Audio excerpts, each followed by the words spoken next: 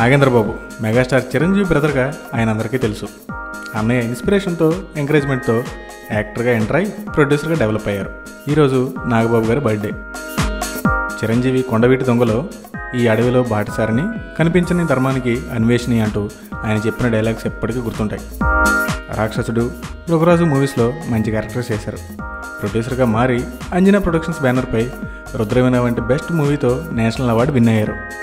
త్రినేత్రుడు, ముగ్గురు మనగాళ్ళు, Gudumba Shankar, Stalin, orange మూవీస్ని produce చేశారు. Orange flop తర్వాత ప్రొడక్షన్కి దూరంగా ఉంటున్నారు.